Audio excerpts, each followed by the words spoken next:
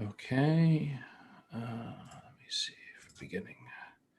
Okay, thanks, Paul. Good morning, everybody. Today I'll be presenting a talk entitled Visual-Inertial Navigation Systems, an Introduction. So first, a bit of a high-level outline of the talk along with setting some expectations. I'll first introduce the visual-inertial problem, which will then dive into the details of existing popular visual-inertial estimators. Then we'll cover some of the key building blocks to VIN's algorithms, along with open source systems, data sets, and evaluation tools that you can leverage today. Finally, we will discuss some possible future directions of the field and then conclude.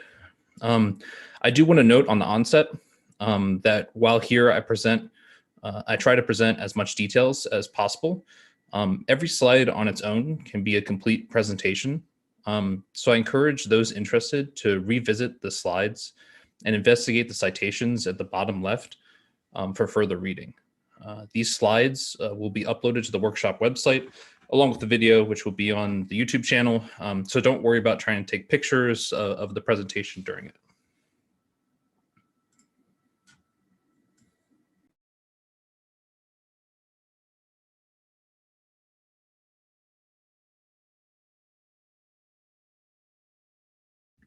Patrick, unmute yourself.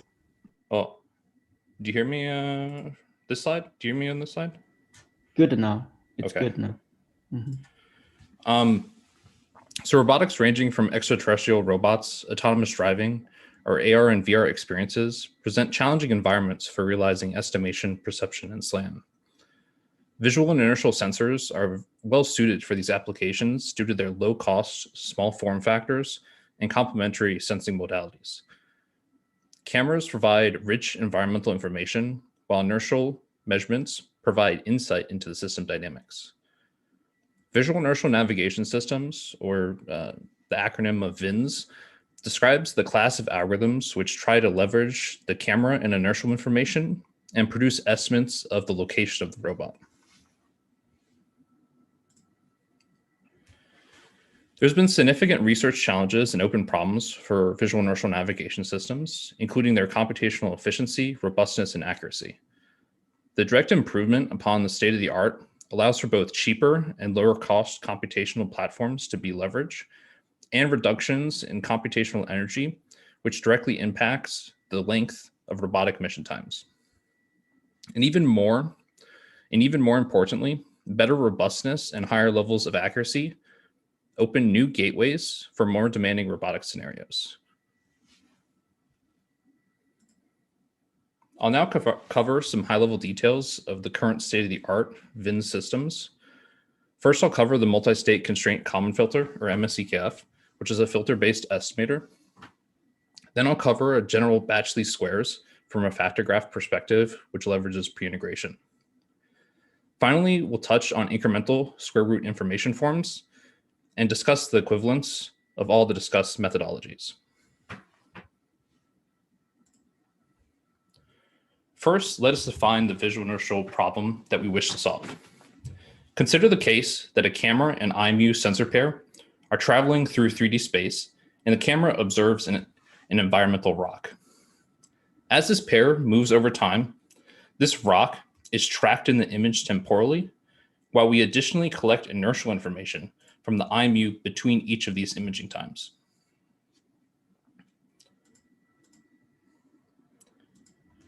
The final end goal is to take these 3D bearings to this feature, here denoted as Z, and the inertial readings, here denoted as U, and try to recover the inertial states and the position of this rock. Here, at each time step, we have a 6-degree freedom pose and the feature, which is represented in a common global frame. Each pose, which is shown in this XC state vector, is represented with a quaternion, which rotates from global to the local frame, and a 3D position, which is the IMU local frame seen from the global frame. The inertial state, which contains the latest pose at time k here, contains both the latest pose, so that's orientation and position, along with the velocity, which is also represented in the global frame. There are also time-varying biases, which are used in the inertial measurement model. The key question is, how do I take these camera feature bearings and inertial measurements and calculate this inertial state xi, the pose at each time step here in the xc, and the position of environmental features in the xf state vector. First, let us define the inertial kinematics, which describe how our system state is related to the angular velocities and linear accelerations from our IMU sensor. The angular velocity measurement is in the local IMU frame and is equal to the true angular velocity plus a linear bias plus some unknown random noise. The linear acceleration, on the other hand, is a function of the true acceleration and the global gravity, which has been rotated into the current IMU frame. There additionally are a linear accelerometer bias and unknown noise. We can now relate these inertial measurements to our state through a state evolution model. Here I show the continuous times evolution form, which describes how the time derivative of the state evolves. For example, we can see here that the derivative of the position is equal to the velocity. And we can see that the derivative of our velocity is equal to our acceleration rotated into the global frame minus the global gravity. In particular, our accelerometer introduces many nonlinearities, which makes the inertial measurement model complex in nature. These dynamics can be integrated to get a continuous time evolution model, which I've just simplified here to an FC function. For the rest of the presentation, we use a simplified discrete state model, which I denote here as FD.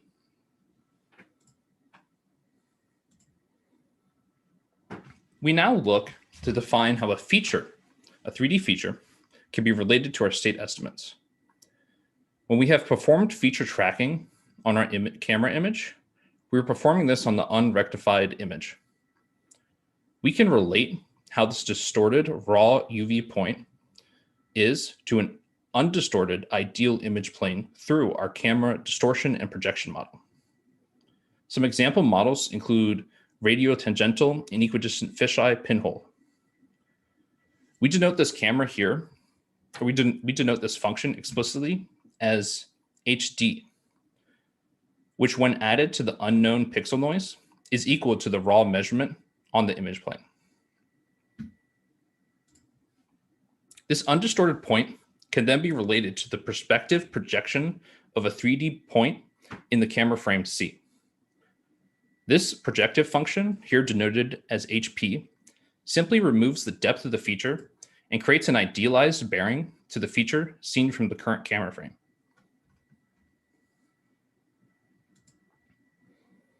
This 3D point in the camera frame can then be related to the global position of the feature using both the camera pose and camera extrinsics. Here the function HT uses the global position of the feature, pose of the IMU, and camera extrinsic to perform this transformation.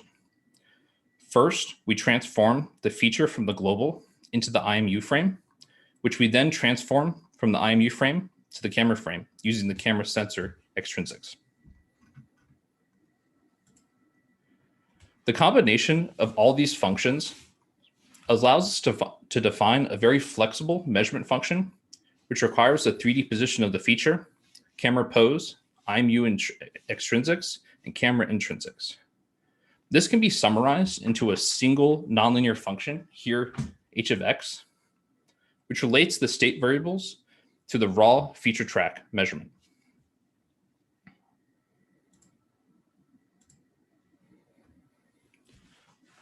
Having now defined the problem and the measurement functions, we can start to discuss about how we go about fusing this information.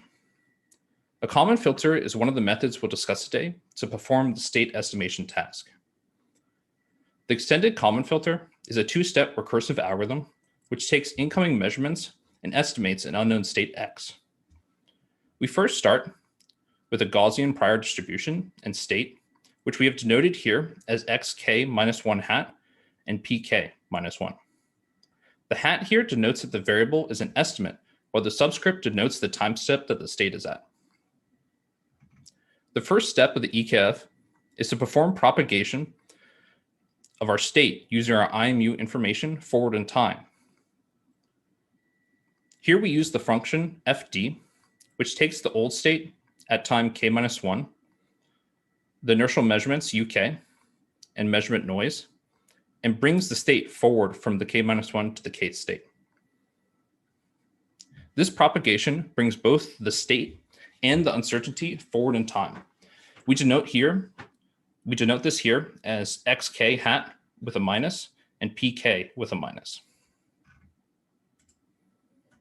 We can now do our second step, which uses our camera measurement information to correct this state. These measurements are related to our state through the nonlinear function h of x discussed on the previous slide. We can correct the state, and what we end up with is a corrected state covariance here, which we denote with a plus. The extended Kalman filter is then formulated by linearizing this nonlinear measurement function at the current time step. Thus, using a Taylor series expansion, we have that the measurement is equal to the measurement function evaluated at the current estimate xk minus plus the Jacobian times the error between the true and the current estimate. This is then a nonlinear measurement, or this is then a linear measurement that we can use to update our state. The standard EKF equations can be seen in the bottom left of the slide, which require the computation of S, the Kalman gain, and residual R. After performing this update, the state can then be propagated forward in time to the future time step, and this whole cycle repeats. The key takeaway here is that we only process measurements once, and we only track the current state, xk, as compared to a whole history of states. This leads to a very computationally efficient estimator.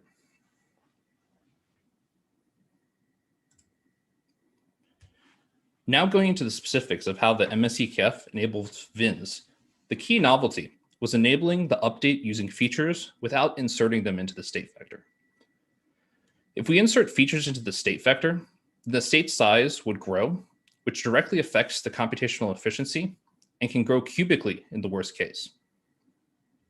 In the following slides, we will detail how the MSEKF gets around this issue. The big picture here is to convert all these independent observations here into a single measurement, which constrains all poses and is no longer a function of the 3D feature. This then allows for an efficient update and constant state size. Going into a bit more detail, we can first define the minimal case where we observe a 3D feature from two camera angles. This allows us to define two measurement functions. Here we have a measurement Z1 and Z2. Linearizing these measurement functions and stacking them leads us to the following equation.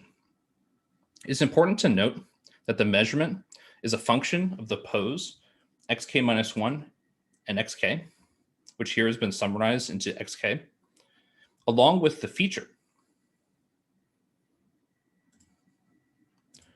We can then apply the MSEKF null space trick to remove the dependency of the feature. Computing the null space of HF and defining it here as Qn, we can project the entire measurement function onto this null space. This causes the HF Jacobian to go to 0 and thus creates a measurement that is only a function of the camera poses in xk. An alternative perspective is that this is equivalent to the case if we inserted this feature into the state vector and then instantly marginalize that feature from the state. After computing this new measurement, we can apply the standard EKF update to correct the state. I re-stress here that the elegance of this MSEKF update is its removal of the need to insert the feature into the state vector. This allows for a large amount of features to be used to correct the state.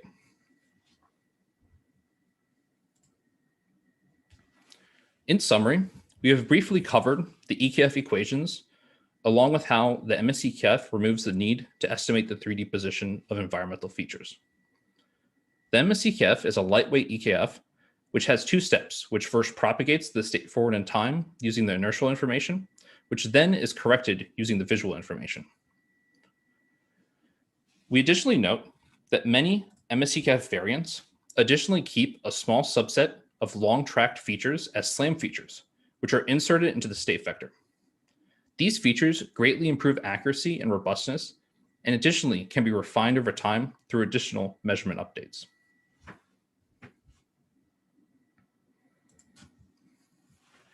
We now switch gears to the batch optimization visual inertial estimator form. It is useful to change perspective from instead of looking at evolution from one time step to the next time step, to instead a factor graph representation. Here in this factor graph, the nodes represent the state at each time, along with the 3D position of the feature. The edges of such graph describe how each state relate to each other.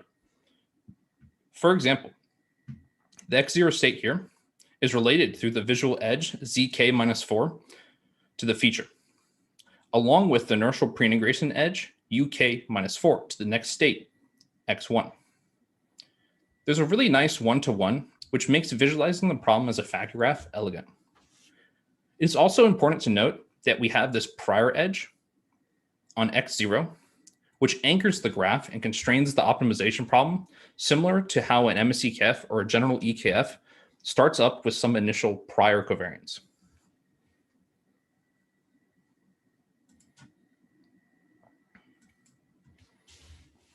We can now define at a high level 3 different cost functions which capture all measurement information needed to perform visual inertial state estimation. The first, shown here on the left, is our prior, which constrains what the value of the x0 state is. We then have the inertial cost in the middle, which uses the inertial measurements to evolve the start state at xk-1 to the current state, k. After evolving, the current state, xk, should be equal to the predicted state using the IMU measurements. Finally, we have our feature bearing cost, which is our camera feature projection model. We can take all these cost functions and define an optimization problem which wishes to recover all states at each time step from x0 up to the most recent time. This can be solved using Gauss-Newton optimization and requires first that all of these cost functions are linearized at the current state estimates. These linearized systems can then be used to compute an optimal state update direction, which can be used to correct the current state. This cycle of linearization and then update is repeated until the optimization problem converges. The key takeaway here is that we're able to relinearize our measurement functions with new state estimates and thus allows for accurate parameter estimation.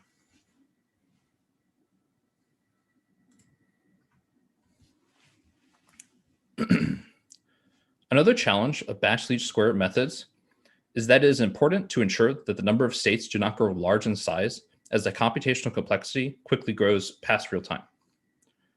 Thus, there are a few commonly used solutions which ensure that the optimization problem does not grow to an unwieldy size.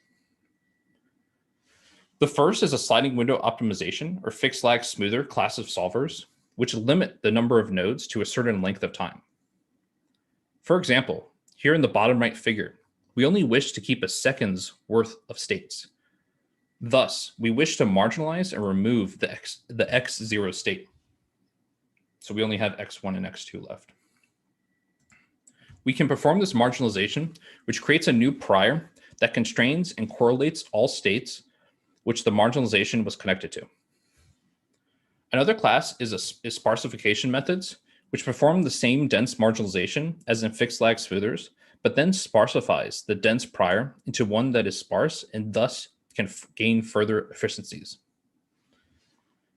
Incremental optimization solvers, which we'll touch on in the following slides, include the class of estimators such as ISAM2, which incrementally build up information and have heuristics and methodologies which allow for cost functions to not be reevaluated at each time step, and instead are only updated when directly involved with incoming measurements. This allows for large, sparse graphs to be built that are efficient the majority of the time.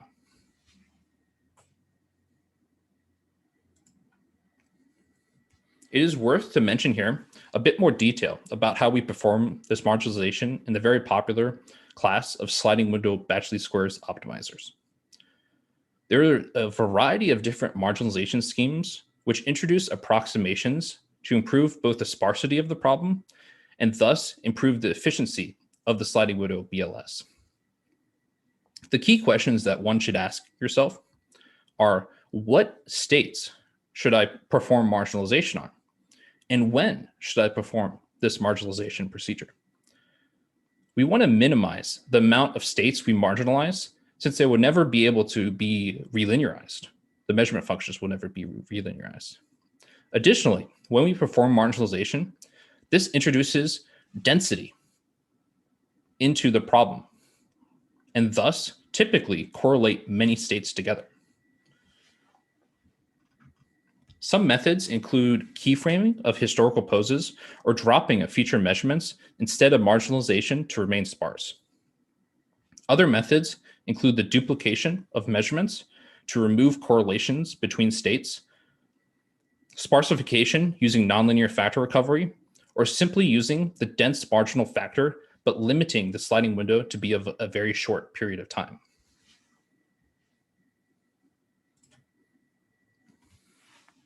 Looking at the inertial cost function, which predicts the future time step, if we naively use this cost function here on the left, we will need to reintegrate the function fd at every single time step we have a new state xk minus 1.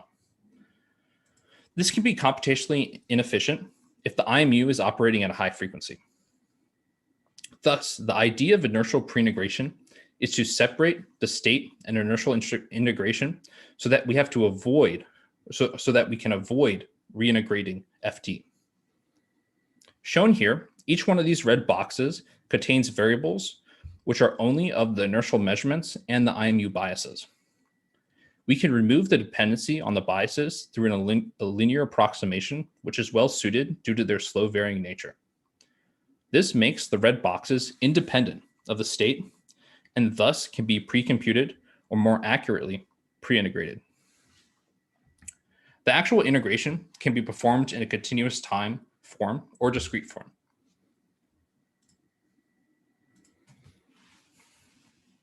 In summary, we have briefly covered a batch least square optimization method, which has been presented from a factor graph perspective. This factor graph has nodes which represent the state and edges/costs which represent the measurements. It's important to see that this higher level abstraction to a factor graph away from the underlying linear algebra of the optimization problem can provide an elegant and unifying design language to talk in. Shown on the right is a big picture that shows that incoming measurements are first constructed and then added as factors into the graph. After performing iterative optimization, we can then marginalize states to ensure that we remain real time and quote unquote slide the window forward in time.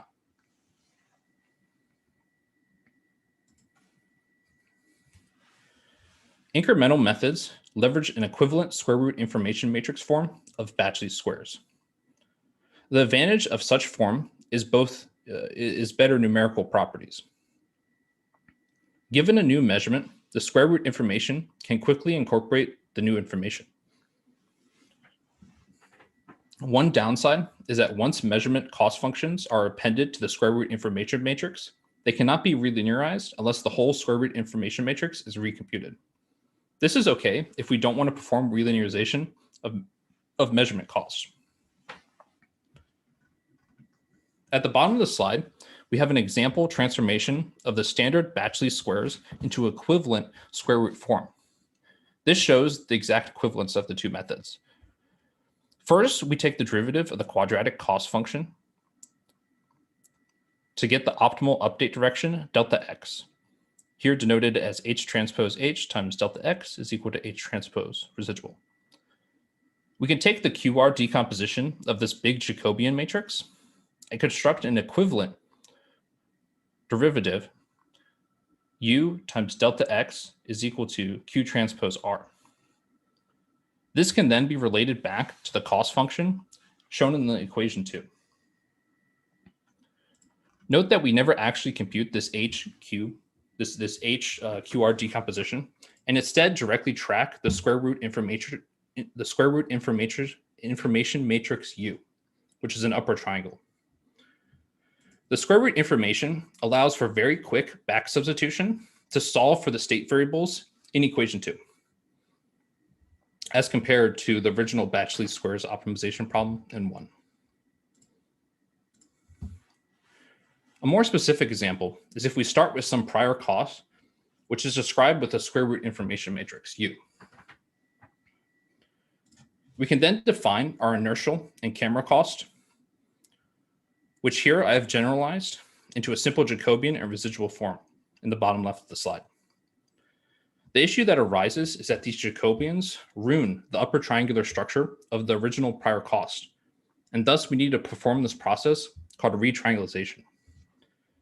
This can be efficiently performed using givens QR, which efficiently updates the existing square root prior with this new information.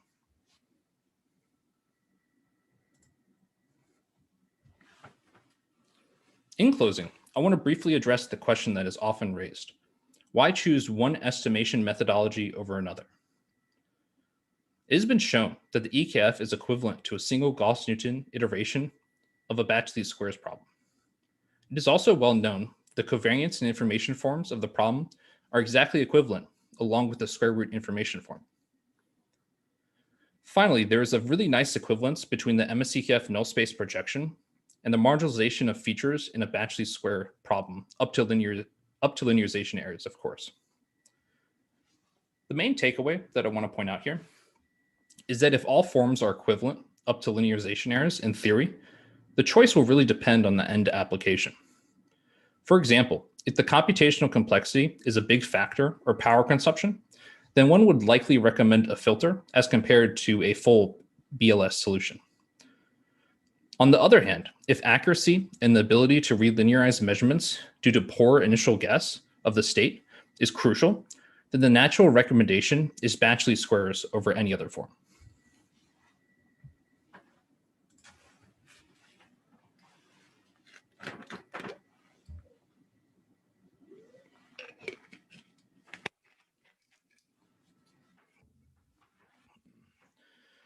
We'll now move on or move into covering some of the fundamental building blocks. This is the best title I could think of.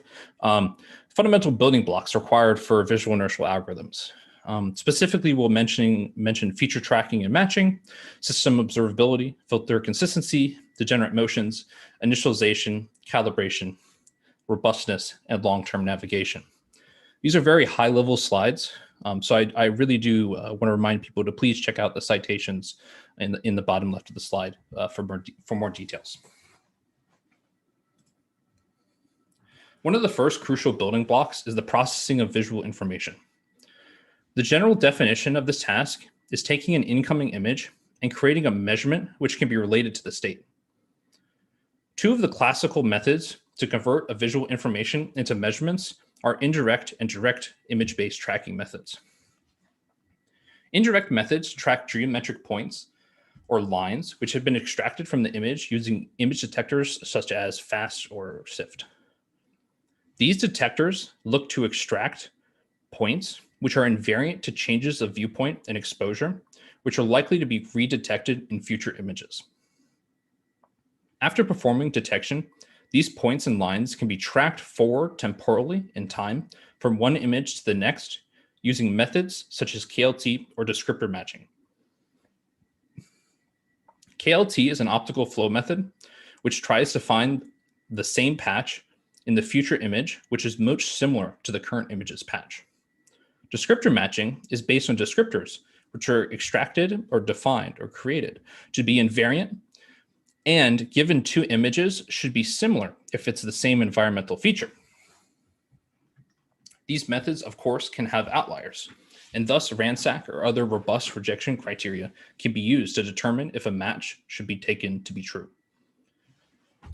Direct feature tracking and matching, on the other hand, relies on extracting interesting image patches, which are then tracked image to image.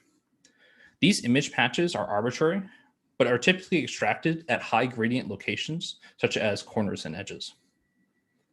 The primary advantage of patch-based tracking and intensity-based updates is that even in low textured and low light environments, low gradient patches can still provide constraints where typical indirect extraction methods will fail completely. Additionally, intensity-based feature matching or intensity-based feature measurements skip the need to define a reprojection error and allows for the capturing of all information contained within the patch based on the intensity. One of the main drawbacks of direct methods is that the measurement size of these extracted patches is directly proportional to the size of the image patch and thus can be computationally expensive. Additionally, typically a high quality photometric calibration is required a priori or will need to be calibrated online.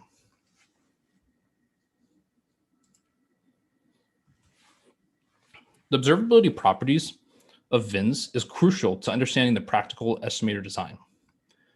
Observability describes if we're able to recover the initial state given all collected measurements. The question is, can I recover all states if somebody hands me a bunch of image and inertial readings? To perform observability analysis, we typically construct an observability matrix, which here I've presented as the matrix M. This matrix is a stacking of measurement update Jacobians and state transition matrices at every single time step.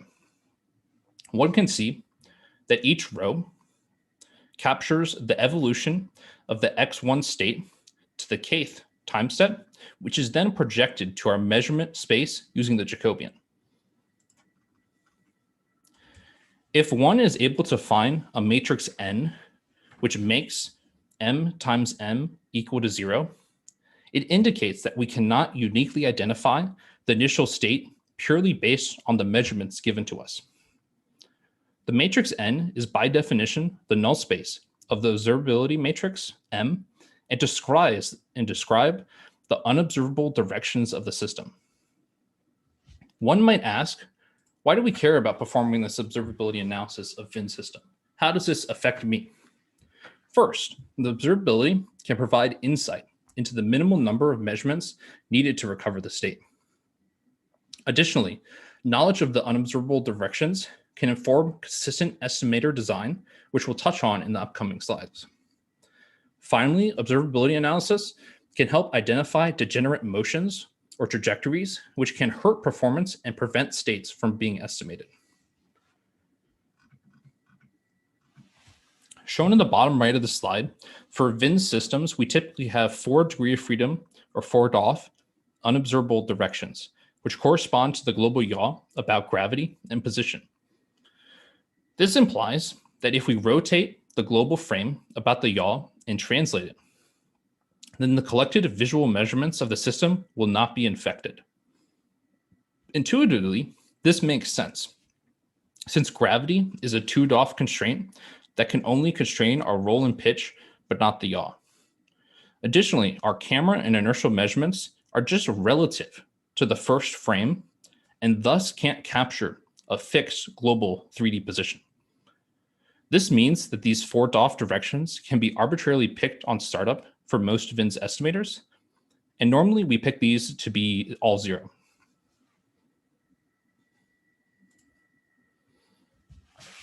Estimator consistency is a crucial property of estimators in general.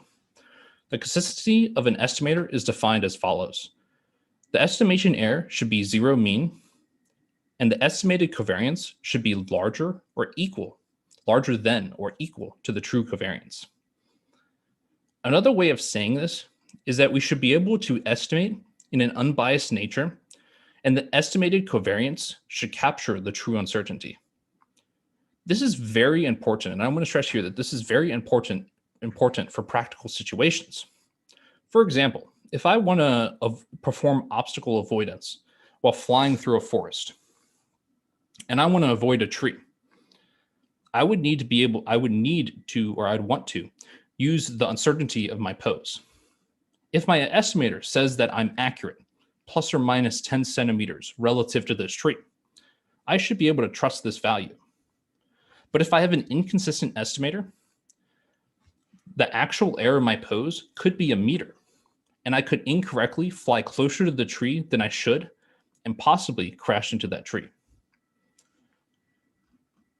One of the crucial observations is that we have 4 unobservable directions corresponding to the global yaw position for a typical VIN system. If we gain information in these directions, this means that we're actually able to estimate and recover their values.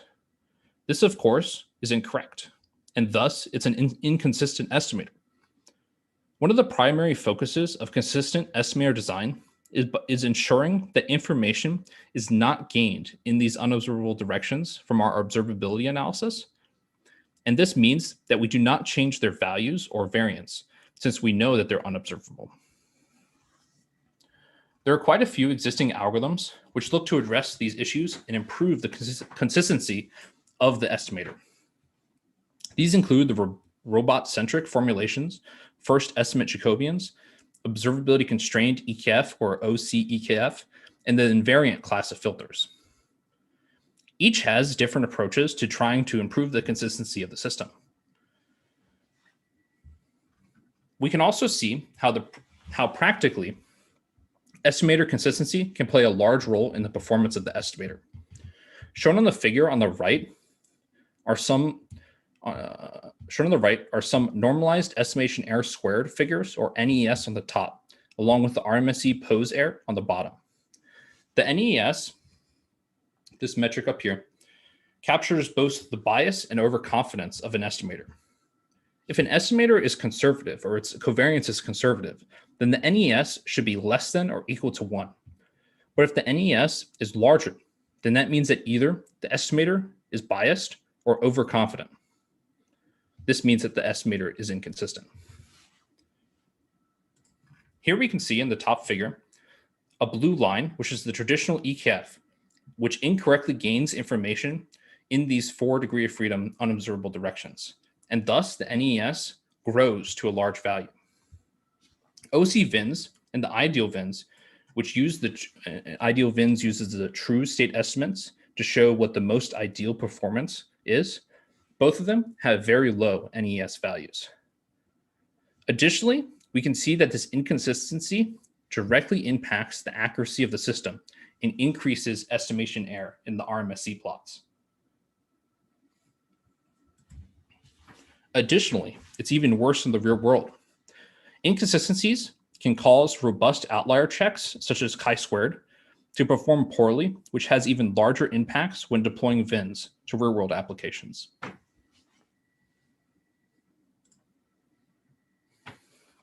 Degeneracy describes situations or trajectories which cause additional unobservable directions for state parameters in VINs estimators.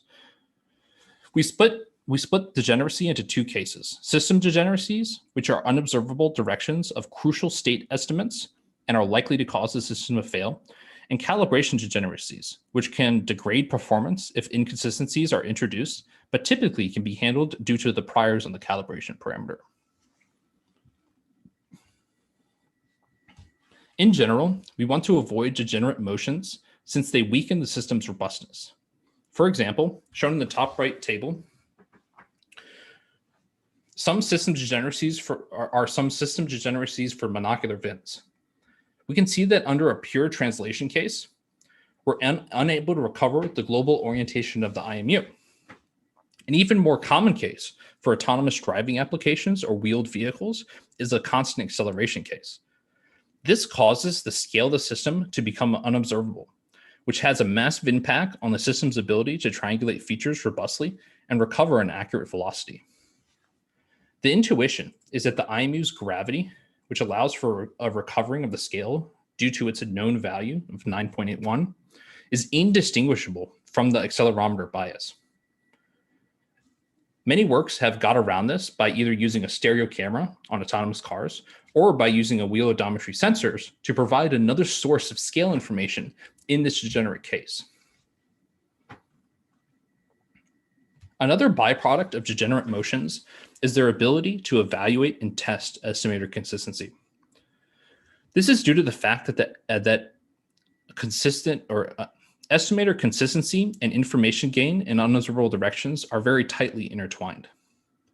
For example, looking at the bottom right figure, we can see an example of performing online calibration of a gyroscope IMU inertial intrinsics. This estimator, which leverages first estimate Jacobians to address the inconsistency, we can see that the variance shown here by the dotted line for these first two parameters do not change over time. If we gained information in these unobservable directions and our estimator was inconsistent, we would see our variance change or decrease because we become more certain or we gain information. On the right, we can see two parameters which are observable, and thus their variance, the dotted lines, decrease as they gain information and improve their estimates over time. Here also, as a side note, I want to point out that an estimator which has unobservable directions is not necessarily inconsistent in nature, but estimators with degenerate motions are more vulnerable to noise.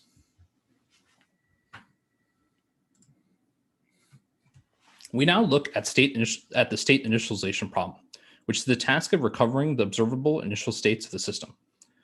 Specifically, we look to recover the initial state shown in the top right, which occurs at time 0. Since we have 4 DOF unobservable, we can arbitrarily pick the initial yaw and position of the system. The question now is, how do I go about recovering the rest of the state parameters? There are quite a few different works which look to recover the states, either using closed form solutions, directly using visual features, or algorithmic processes which leverage vision-only structure for motion. An example procedure is shown on the right. In this procedure, first a window of measurements is collected. Then, using structure for motion and vision-only feature tracks, the camera trajectory is recovered up to scale. Then this camera trajectory is used to recover the gyroscope bias, after which the gravity direction and velocities can then be recovered. To further improve the accuracy of initialization, typically all this procedure is followed by a full batch least squares, which jointly improves the estimates of all states. I want to specifically call out that there's significant challenges to the initialization problem, which primarily arises from conflicting goals. Particularly, we want our estimation procedure and our initialization procedure to take as short of a time as possible. We want to get state estimates for autonomous robotic task as soon as possible, while also we want this initialization to be accurate and robust. A problem with very short time periods is that these periods are likely to be degenerate motions, such as constant acceleration or little to no camera rotation. As mentioned earlier, these trajectories introduce unobservable directions and thus prevent a full recovery of the initial states. At the same time, longer periods both increase the computational complexity of the initialization problem, but additionally can introduce larger errors due to poor time offsets, priors, inertial noises causing larger accuracy impacts over the larger time window. All of these issues combined make the initialization problem particularly difficult to robustly perform. Calibration is another crucial component of VINs. Shown on the right, VINs has a large number of calibration parameters which can be accounted for. These include the camera IMU spatial temporal parameters, camera intrinsics, and inertial intrinsics. Shown in the, as presented before in the camera measurement model, there's a lot of different parameters, including the camera intrinsics, the extrinsics transform between the IMU and the camera. But additionally, what I want to call to here is the middle figure, which mentions that there can be a time offset between these two sensors. For example, if the IMU stamps timestamps, or if a camera stamps timestamps using different clocks, or for example, there's a delay in receiving the measurement, which is then timestamped, the timestamps between the camera and the IMU can be offset by some unknown time offset. If we knew this temporal offset between the two timestamps, we would be able to transform all the timestamps to a common clock frame and then perform visual inertial fusion. The calibration of all these different parameters can be performed offline prior to performing state estimation, online during state estimation, or both.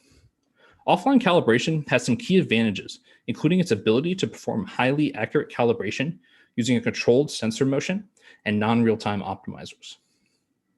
One of the main downsides is that offline calibration might not always be possible for large-scale robots or systems that have varying sensor payloads. Online calibration, on the other hand, is crucial for the practical deployment to robots which have poor initial calibration values. Online calibration could handle values such as ones that are hand measured with a ruler, or generic values which are close but not exact to the current sensor configuration. Additionally, online calibration allows for the handling of time-varying parameters, which can evolve over time, such as time-varying offsets or flexible platforms. Finally, by modeling the calibration parameters as uncertain, the robustness and consistency of the system can be improved. One of the downsides, as mentioned earlier, is that these additional unobservable directions can be introduced depending on the motion of the robotic platform.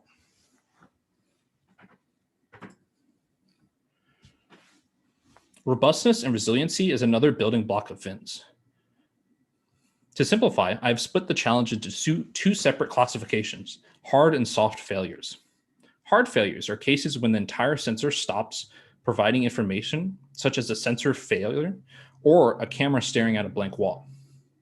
Soft failures, on the other hand, are a bit more nuanced, and they're when the data or the measurement of the sensor becomes corrupt or invalid. For example, consider the case when my IMU all of a sudden starts reading an additional 5 meters per second squared on one axis of the IMU. How can I handle this robustly? Some other examples include an unmeasurable external force, such as using VINs on a moving platform, such as a vehicle, dynamic environments, such as walking through crowds of people, corrupting the visual measurements, or sensor variations, such as changes in exposure or temperature. Each of these are challenging and are difficult to be robust to. Some can be addressed through using multiple sensors instead of a single camera inertial pair. For example, our group sought to address the hard sensor failure problem in a general multi-IMU, multi-camera framework called Mimic VINs, which could handle multiple losses of IMU and camera. This was due to basically introducing redundancy of many cameras and many IMUs. There's still a lot of open issues to address, and improvement to ensure robustness is very important to the practical deployment and commercialization of VINs estimators. Long-term navigation is another crucial aspect to VINs. Here, when I say long-term, I refer to the operation of a robotic application for an extended period or extended mission time, which can range from hours to days. An explored space of a long-term mission can be on a small scale. It could just be in a single room for an entire day, such as the AR/VR experience. Or it could be as large as a city for an autonomous taxi service, for example. Each of these robots will operate for a long period of time, but each require different magnitudes of loop closure detection and correction. The accuracy of VINs can be improved through the incorporation of loop closure information. Loop closures are defined as the redetection of a location that has been visited before. Loop closure constraints can be either directly incorporated into the original VINs estimator mentioned before through a variety of different schemes, or used in a secondary optimization problem. For example, An MSCCAF filter or sliding window BLS could be used as a lightweight front end, which provides poses to a backend optimization, which incorporates these loop closures in a non-real-time manner. This front end can be computationally efficient, but can drift over the long periods of time. And this backend can correct this drift and even bound it as the mission continues. Some of the challenges for long-term navigation is how to perform this optimization, if one should directly incorporate this information or decouple them into separate problems. Additionally, as the length of the mission increases, the complexity and memory usage becomes an issue, and how to optimally select states and measurements is very challenging. Finally, robust loop closure detection and loop closure measurement constraints are challenging to create and design.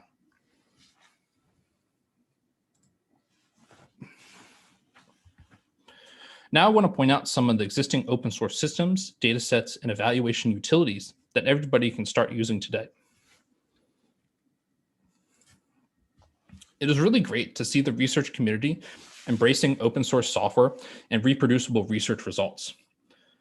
I've presented here a small subset of some interesting open source code bases which have been released in conjunction to their papers.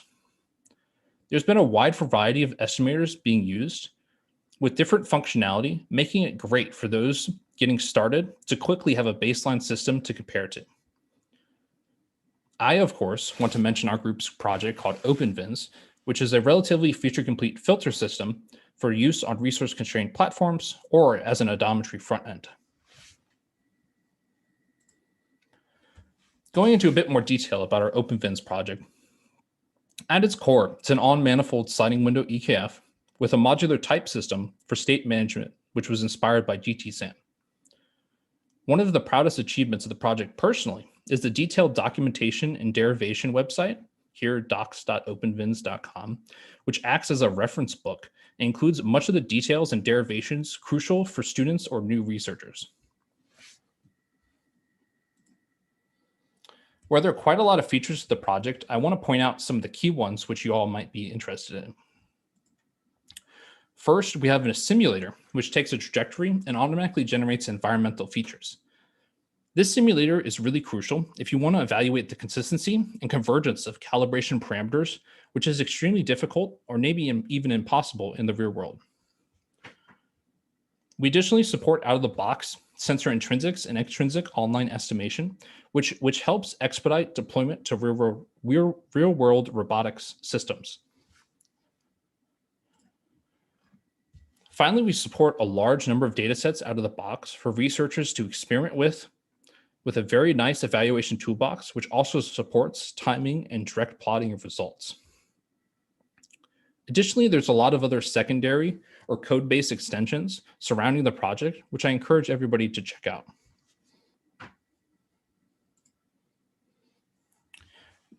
Here I've also created a small summary of some interesting inertial datasets along with some standard datasets that we use for evaluation.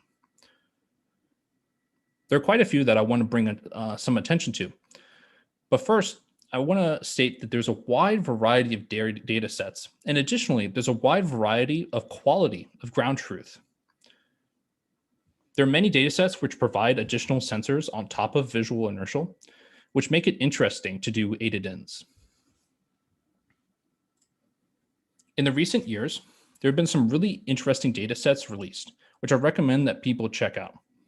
More and more of the recent data sets have focused on challenging scenarios which VINs have had trouble with, including high-speed MAVs, rough terrain, large-scale trajectories with dynamics, or dynamic objects, vehicles. I finally want to touch on algorithmic evaluation. I do want to draw attention to that some datasets have relatively poor ground truth accuracy. Thus, the metrics used should vary dataset to dataset. For example, on an outdoor autonomous car dataset, usually just an RTK GPS is provided as ground truth. This metric makes it difficult to evaluate orientation, and thus metrics that use orientation, such as relative pose error, shouldn't really be used in this case. Going into the metrics shown here on the right, the goal is to provide a fair comparison between different algorithms. Thus, it's recommended to run each algorithm multiple times to find what the quote-unquote expected or the average performance of the algorithm should be on a given computational platform.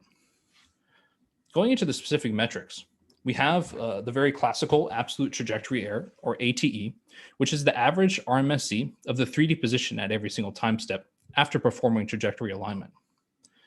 Note that here we take the average over n runs of each algorithm. The relative pose error, or RPE, should be considered the gold standard of evaluation criteria if the ground truth is accurate enough to use it.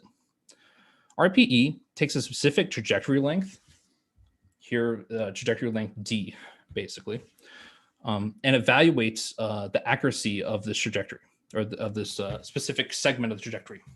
This allows for inspection of how an estimator would be expected to work at, let's say, 1 meter versus at 100 meters. And this provides a lot of insight into how the VINS algorithms are expected to perform in the real world.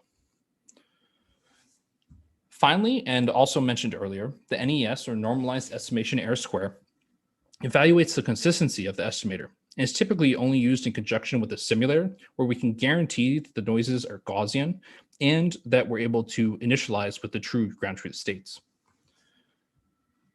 Shown on the bottom left, there are quite a few open source evaluation toolboxes that are available, including EVO, RPG trajectory, and RPE trajectory evaluation. I, of course, want to mention the OVEval toolbox contained within the OpenVINS project, which provides a very high-quality interface, plotting, trajectory recording, and other utilities, such as timing, along with all the metrics shown on the right. I really do recommend that people do check this utility out.